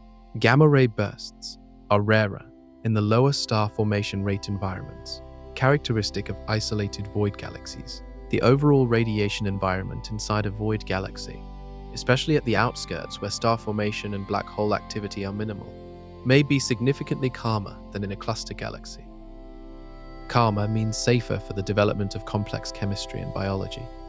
This is a speculative line of reasoning, firmly in the territory of astrobiology, rather than confirmed cosmology. But it rests on real observations about how environment affects galaxy properties, and it raises a question that sits at the intersection of cosmic structure and the origin of life. If the KBC void is real, and if we genuinely inhabit an underdense region of the universe, our position inside a void may be partly responsible for the conditions that allowed Earth to exist at a habitable distance from a stable star, in a galaxy that has not been recently disrupted by a major merger, in a cosmic neighborhood free from the most extreme radiation environments. The anthropic principle, the idea that our observations of the universe are filtered by the fact that we exist and are here to observe, would predict exactly this. Observers capable of asking where they live would tend to find themselves in environments compatible with their existence. Voids may select for stability, and stability may select for life. There is an additional factor.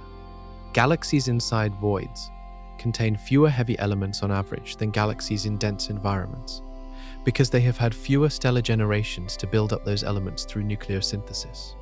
But a specific subset of void galaxies, those that formed slightly earlier, or that have had enough stellar generations, can reach the metallicity levels needed for rocky planet formation. Our galaxy appears to be in that subset.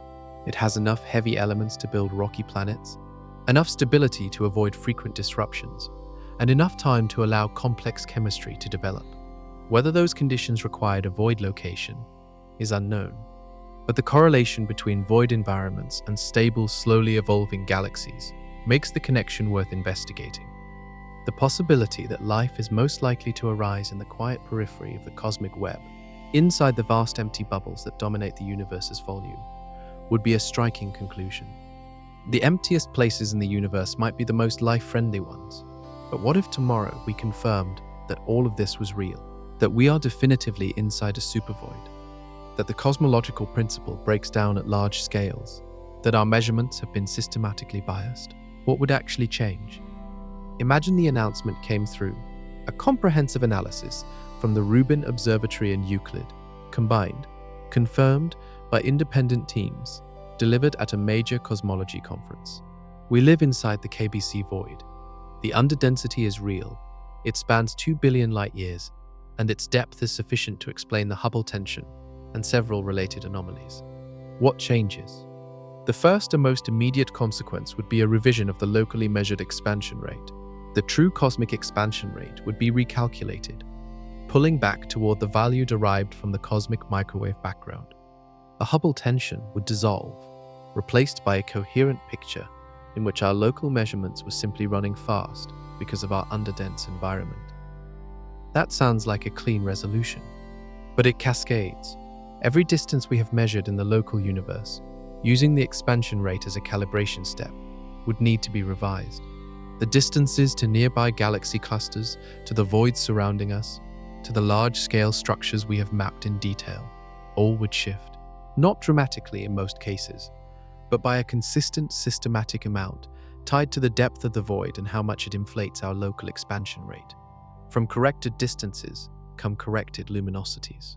If things were actually closer than we thought, they are also intrinsically less bright than we thought. A range of astronomical objects we use as calibrators would need their standard candle brightnesses recalibrated. The chain of distance measurements that underpins all of observational astronomy would require a careful, systematic audit. The age of the universe calculation would also shift. The age we currently infer, around 13.8 billion years, comes from combining the expansion rate with measurements of the universe's geometry and composition. A lower true expansion rate implies a slightly older universe. The revision might amount to hundreds of millions of years. In absolute terms, that is a significant rewriting of the cosmic timeline. The implications for dark energy would be equally significant. Our current best estimate of dark energy's density and equation of state comes partly from local expansion measurements. Correcting those measurements for the void environment would change our constraints on dark energy, potentially opening up parameter space for models that were previously considered ruled out. The standard model of cosmology, called lambda CDM for its inclusion of a cosmological constant and cold dark matter, would survive in its basic form. The Big Bang, the inflationary period, the formation of structure through dark matter and gravity, all of that would remain intact. But the precise values plugged into that model would shift, and several predictions that currently show tension with observations would need to be reassessed. Textbooks would be revised, not replaced, but updated with corrected parameter values and a new section on the importance of our local cosmic environment as a systematic effect in precision cosmology. And then there is the deeper question. If the cosmological principle is genuinely broken, if the universe has real large-scale inhomogeneities beyond what standard models predict, the theoretical framework itself would need extension. New terms in the equations describing cosmic evolution. New physics to explain why structure exists at scales larger than standard models say it should. That deeper revision is not guaranteed by void confirmation alone, but it would open the door more widely to theories that have been waiting on the margins of cosmology for exactly this kind of evidence. The largest structures in the observable universe should not be as large as they are. Standard cosmology sets a theoretical limit on how big a coherent structure can grow, given the age of the universe, the speed of gravity, and the initial conditions of the Big Bang. That limit sits at roughly 1 billion light-years. Structures larger than that should not exist as single coherent entities. They should fragment, dissolve into the background, fail to hold together. Several observed structures exceed that limit comfortably. The Sloan Great Wall, discovered in 2003 from the Sloan Digital Sky Survey, spans roughly 1.4 billion light-years. A flat sheet of galaxies and clusters connected into a single enormous structure. It sits roughly 1 billion light-years from us. When it was announced, it immediately became the largest known structure in the universe, a title it held for nearly a decade. Then something larger emerged. The Hercules Corona Borealis Great Wall was identified in 2013 and 2014, using gamma-ray burst positions as tracers of distant galaxies. Gamma-ray bursts are so luminous they can be detected across most of the observable universe, making them useful markers of galaxy positions, even at extreme distances, where ordinary galaxy surveys become sparse. The Hercules Corona Borealis Great Wall spans an estimated 10 billion light-years. It sits between 6 and 10 billion light-years away from us. If confirmed fully, it would be roughly 10 times larger than the theoretical limit for coherent structures, an order of magnitude beyond what the standard model says should be possible. The caveat is significant. The detection method using gamma-ray bursts is less precise than direct galaxy mapping, and the statistical case for the Hercules Corona Borealis structure as a single coherent entity rather than a chance alignment of independent clusters is still debated. More data is needed to confirm its full extent and internal connectivity. But even the Sloan Great Wall at 1.4 billion light-years presents a challenge, and surveys continue to find candidate structures at comparable scales in different regions of the sky. These enormous structures border enormous voids. The largest walls and filaments frame the largest empty bubbles. They are the walls of those bubbles, the concentrated shells of matter that formed as gravity evacuated the void interiors over billions of years. The bigger the void, the bigger the surrounding wall. If voids larger than standard cosmology easily accommodates exist in the real universe, then the walls surrounding them should also be larger than standard models comfortably predict. The two observations are connected.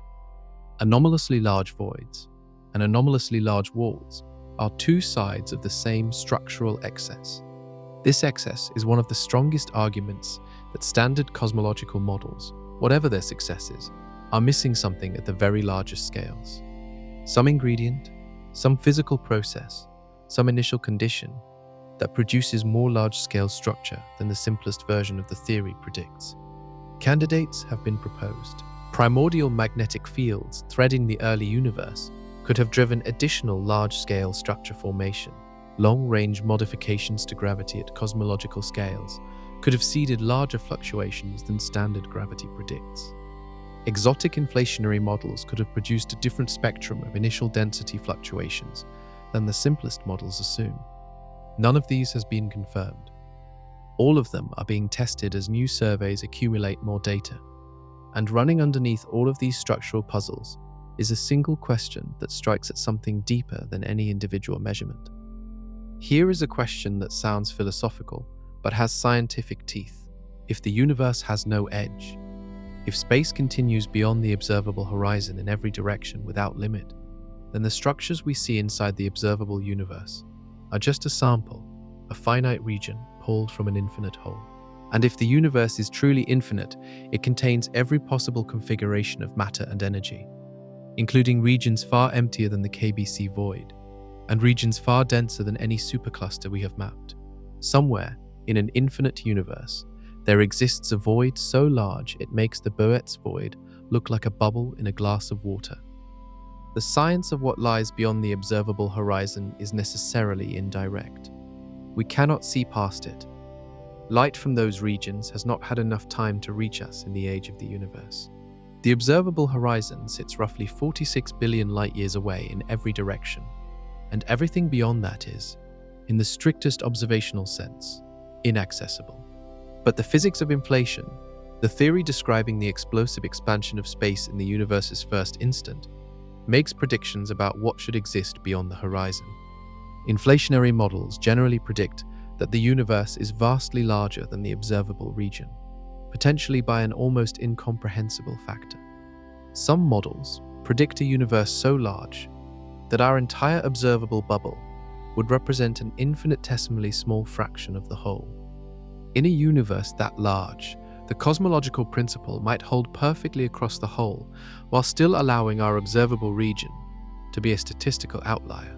We might live inside a void that is unusual relative to the cosmic average, while the average itself, computed across the full unobservable universe, remains homogeneous and isotropic, as the principle demands. This is an uncomfortable possibility for observational science. It would mean the anomalies we observe, the Hubble tension, the large-scale structures that exceed size limits, our possible void location, are all real but unreachable by any direct observation. We would be statistically unusual without any hope of confirming it by looking far enough outward. Some researchers find this possibility deeply unsatisfying. Science requires testable predictions. A theory that explains anomalies by placing their cause permanently beyond the observable horizon is difficult to distinguish from a theory that simply does not want to engage with the data. Others point out that the inflationary framework does make predictions within the observable universe, and many of those predictions have been confirmed. The inability to observe the full extent of the universe is a limitation of our position in space and time, not a flaw in the theory. What the void structure within the observable universe tells us is this: the universe, at least within the region we can examine, has more structure at large scales than the simplest models comfortably predict. Voids, walls, and filaments organize matter into patterns at scales approaching the limits of what theory says should exist. Whether that excess of structure reflects the true nature of all of reality, or whether it is a local statistical fluctuation that would smooth out if we could see farther, is a question that may never be fully answerable. But what we can do is keep measuring, and the next decade of measurements will push our understanding of void structure and large-scale organization to its absolute observational limits. There is a deeper problem hiding inside all of these discussions, and it has nothing to do with telescopes or data quality. It has to do with who is doing the measuring. The anthropic principle, in its simplest form, says that our observations of the universe are filtered by the fact that we exist. We can only measure the universe from locations where observers like us are possible. This sounds obvious, almost trivial, but its implications for cosmology are profound and uncomfortable. If life requires certain conditions, then observers will always find themselves in regions of the universe that meet those conditions, regardless of how rare those regions are.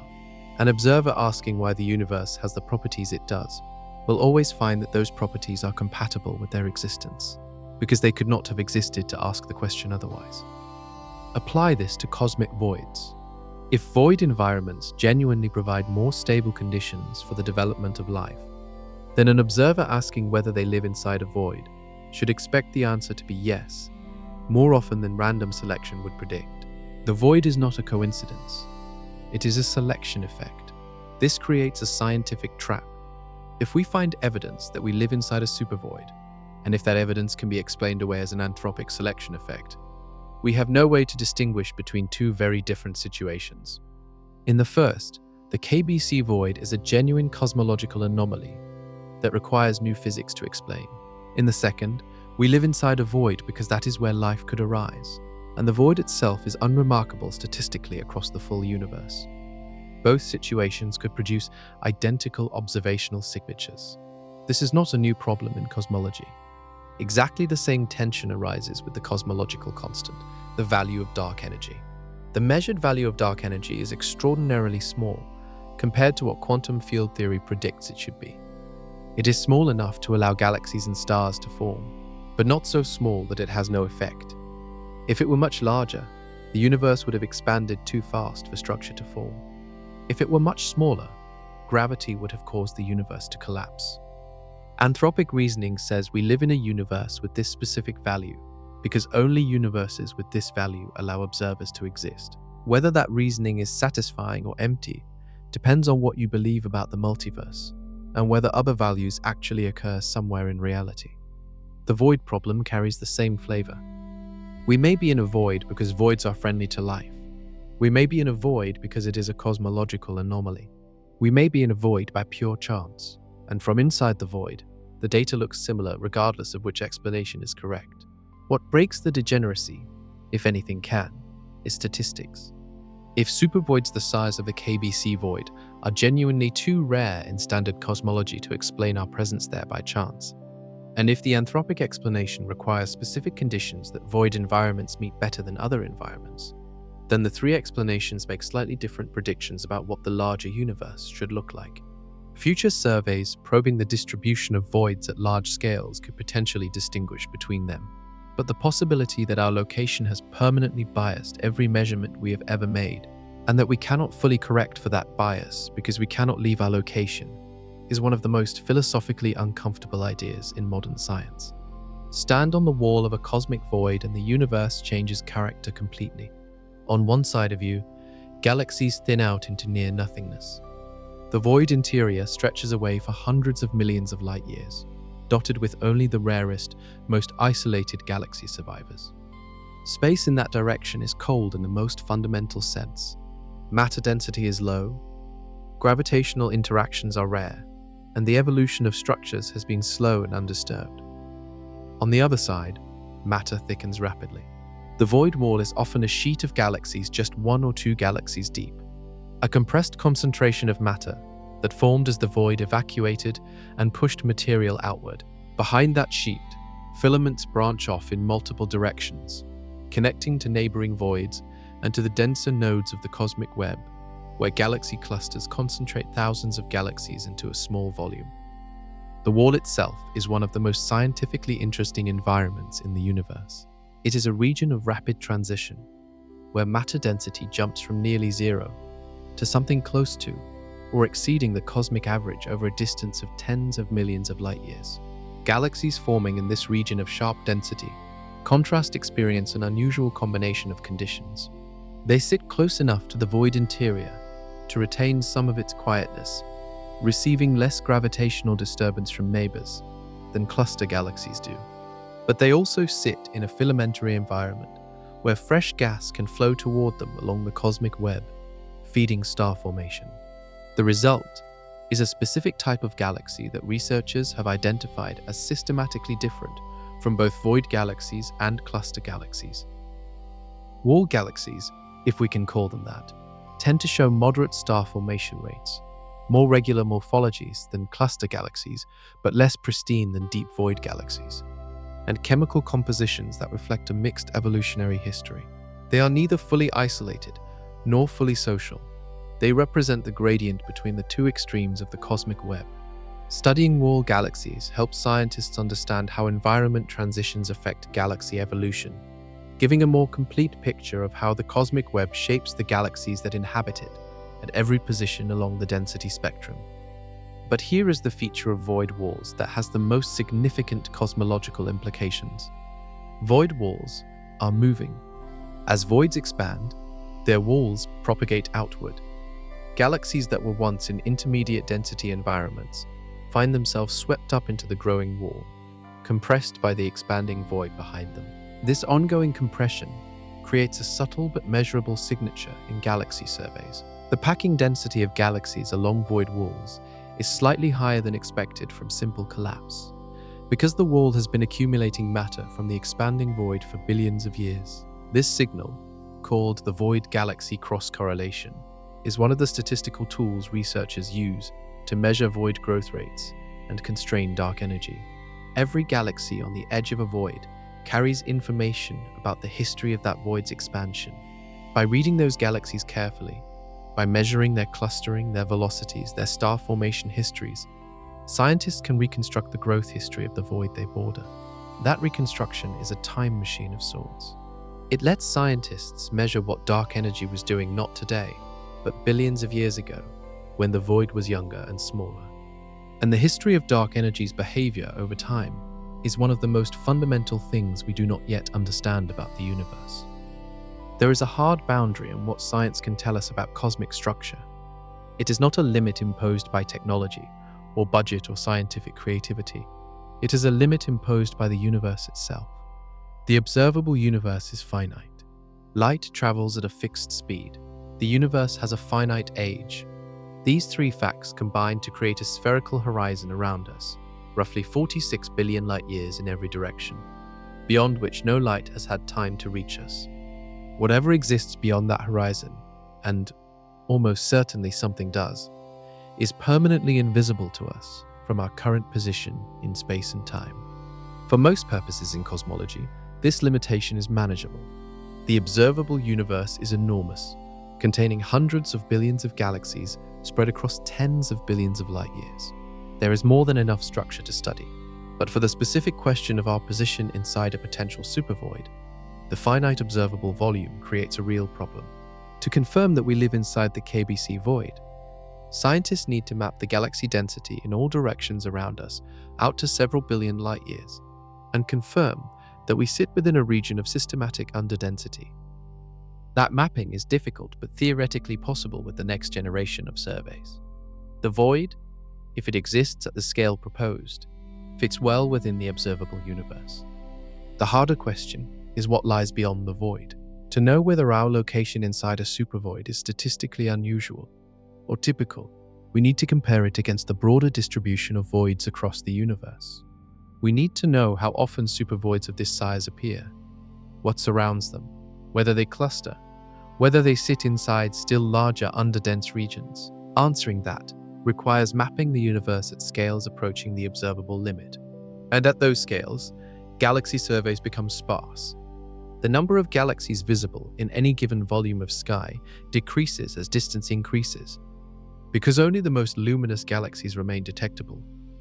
The statistical precision of density measurements drops. Systematic errors from galaxy selection become harder to control.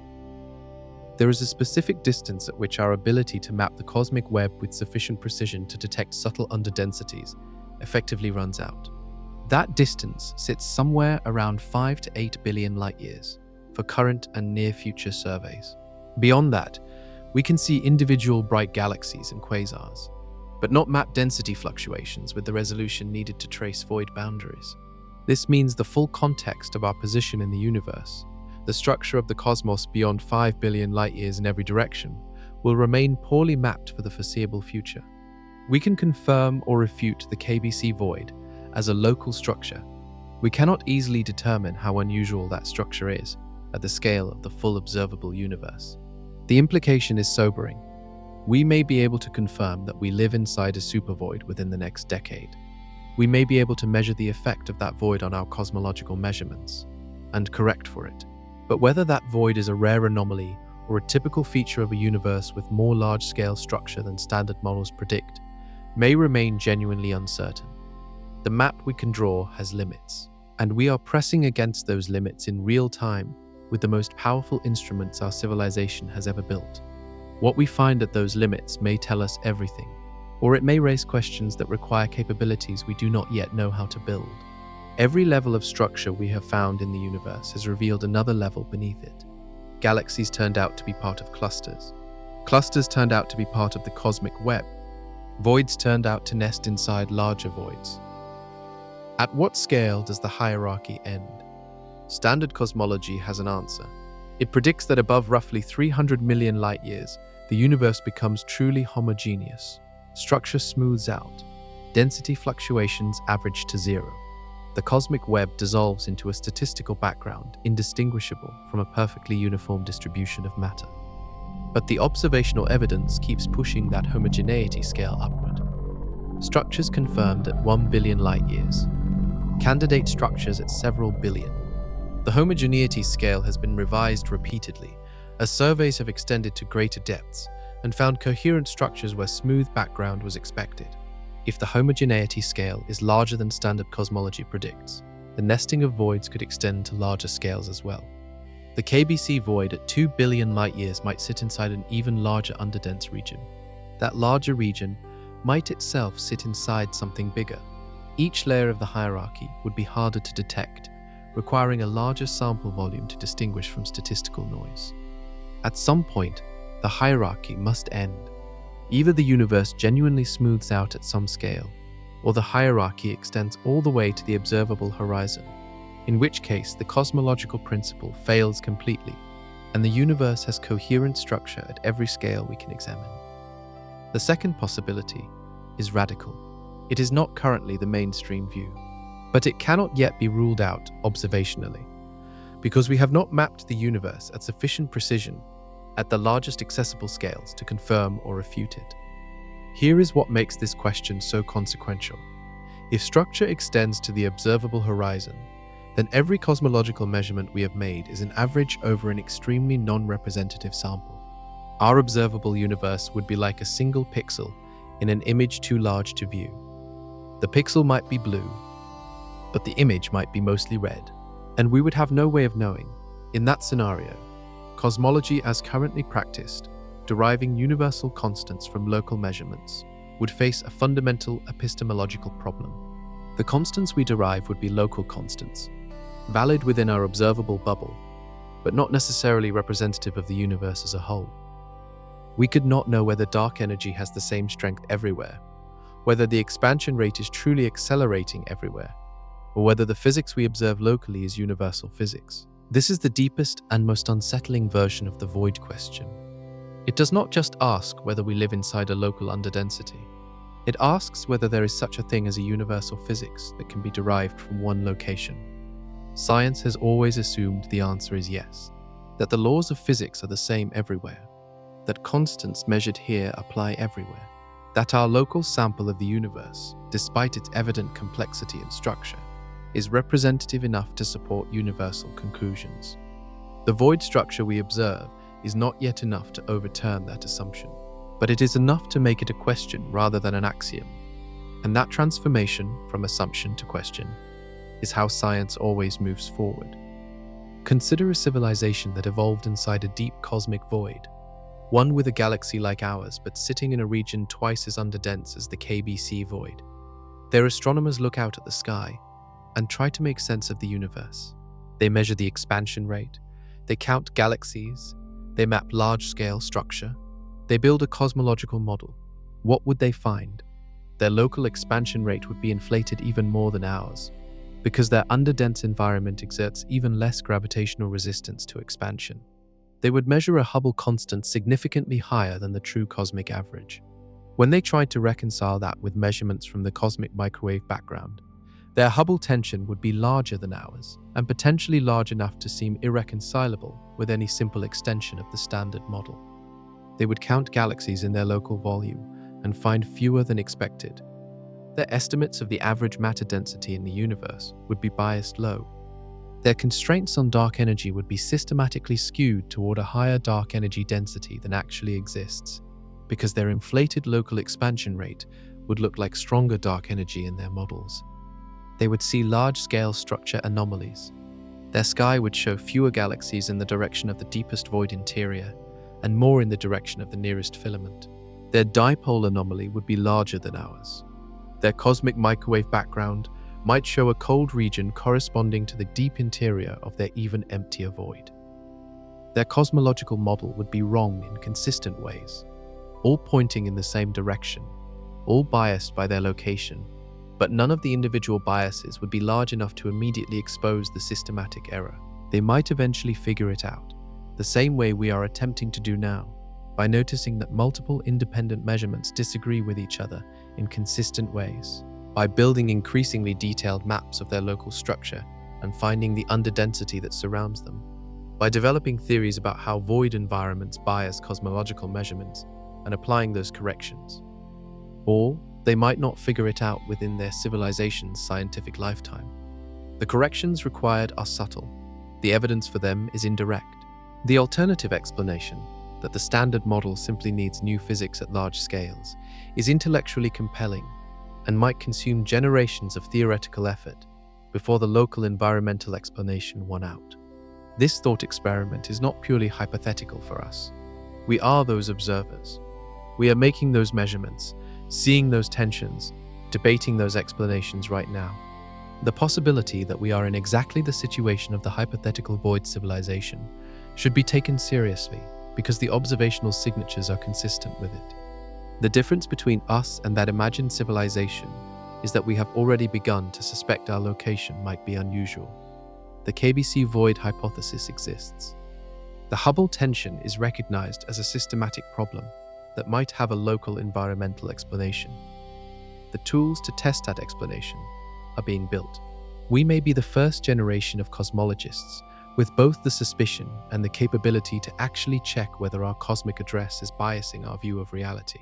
Whether we succeed in answering that question, and whether we succeed in time for the answer to reshape our understanding before we build an entire generation of experiments on potentially biased foundations, is a genuinely open question. Suppose the KBC void is confirmed. Suppose its depth and extent are measured precisely enough that scientists can calculate exactly how much our local expansion rate is inflated above the true cosmic average. Would we then be able to correct our measurements and recover the true cosmological parameters? In principle, yes. The physics of how a void environment affects expansion rate measurements is well understood. Given a precise characterization of the void's density profile, its size, its shape, and how it connects to surrounding large-scale structure, scientists could in principle calculate a correction factor and apply it to every local cosmological measurement that depends on the expansion rate. That correction would pull the locally measured Hubble constant downward toward the value inferred from the cosmic microwave background.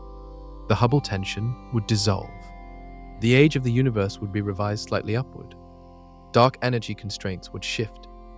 A self-consistent picture of the cosmos would emerge, one that accounts for our unusual vantage point. This is achievable science. The challenge is that the correction requires knowing the void's properties with a precision that current surveys do not yet provide. The depth of the underdensity matters enormously. A void that is 15% underdense produces a different correction than one that is 25% underdense. The uncertainty in that number translates directly into uncertainty in the corrected cosmological parameters. Getting the void characterization right requires mapping galaxy density with high precision across a volume spanning several billion light-years. That is exactly what the Rubin Observatory and Euclid are designed to do. Within the next decade, the measurements needed to compute a meaningful void correction should be available. But applying the correction also requires understanding the void's geometry in detail. Is it roughly spherical? Is it elongated in some direction? Does it have internal density variations, smaller subvoids and relative overdensities within the larger underdense region? Each of these geometric details affects how the expansion rate bias plays out in different directions across the sky. And a geometrically complex void would require a direction-dependent correction rather than a simple uniform one. Direction-dependent corrections in cosmological data analysis are technically challenging. They require careful treatment to avoid introducing new systematic errors in the process of removing old ones. The correction itself would need to be validated against independent data before being trusted as a definitive fix. And there remains a more fundamental question underneath the technical challenges. If the cosmological principle is breaking down at large scales, not just because of the KBC void, but because of a genuine failure of homogeneity at scales beyond anything we have mapped, then no single correction derived from our local environment would be sufficient. The universe would need to be described by a more complex model, one that allows for position-dependent cosmological parameters and abandons the mathematical simplicity that has made the standard model so powerful. That would be a genuine revolution in cosmology, a harder and slower process than applying a single correction factor, but also a more complete and honest reckoning with the universe as it actually is, rather than as we assumed it to be. The tools are almost ready. The data is starting to arrive. And the final answer to where we stand in the cosmos, and what that means for everything we think we know, is closer than it has ever been. Pull back to the widest view available to human knowledge, the observable universe, 46 billion light-years in every direction. Inside it, hundreds of billions of galaxies, organized into clusters and superclusters and filaments and walls. Between those structures, the vast dark bubbles of the cosmic web, the voids that make up the majority of space by volume. Somewhere inside one of those bubbles, on the outskirts of a supercluster that drains toward a gravitational low point 250 million light-years away, in an average spiral galaxy on the edge of a local group of several dozen galaxies, orbiting an unremarkable star among 400 billion others, sits every telescope we have ever built, every measurement we have ever taken, every conclusion we have ever drawn about the shape and fate of reality. We have been measuring the universe from inside it, from a specific location within it, from a location that may be systematically unusual in ways we are only now beginning to quantify. This is the situation we find ourselves in. And it is, depending on how you look at it, either deeply humbling or deeply exciting. The humbling version says we may have been wrong about the most fundamental numbers in cosmology for decades, not because of careless science, but because our position in the universe introduced a quiet, consistent bias into our measurements that we had no way to detect until our surveys became large enough to see the structure surrounding us. The exciting version says we are the first generation of humans with the ability to recognize that bias, to map the void we inhabit, to correct for it, and to build a more accurate picture of the cosmos than any previous generation could have achieved. Both versions are true simultaneously. The history of astronomy is the history of displaced perspectives. We thought Earth was the center of the solar system, then discovered it was not. We thought our star was the center of the galaxy, then discovered it was not. We thought our galaxy was the center of the universe, then discovered there was no center. We assumed our position in the cosmic web was typical, and now we are discovering it may not be. Each displacement was disorienting in the moment and clarifying in retrospect. Each one gave us a more accurate, more honest understanding of where we actually stand. If we confirm that we live inside a supervoid, it will be the next displacement. Our cosmological map will need revision. Our fundamental parameters will shift. Our model of the universe will become more complex and more accurate simultaneously. And then, from our corrected position, we will look outward again. We will build new telescopes, run new surveys, push our observable horizon as far as physics allows. We will find new anomalies at the next scale of structure, new tensions between measurements, new mysteries in the ancient light. Because that is what the universe keeps doing. Every time we extend our reach, it reveals another layer of complexity we did not anticipate. Every answer opens 3 new questions. Every cleared horizon shows a stranger one behind it. We are not at the end of this story. We are somewhere in the middle, holding instruments that are almost good enough to see the next surprise, living inside a cosmic hole whose depth we are just beginning to measure, looking up at a universe that is larger, stranger, and more structured than any model we have yet built to contain it. The void surrounds us, the questions multiply, and the next measurement is already being taken.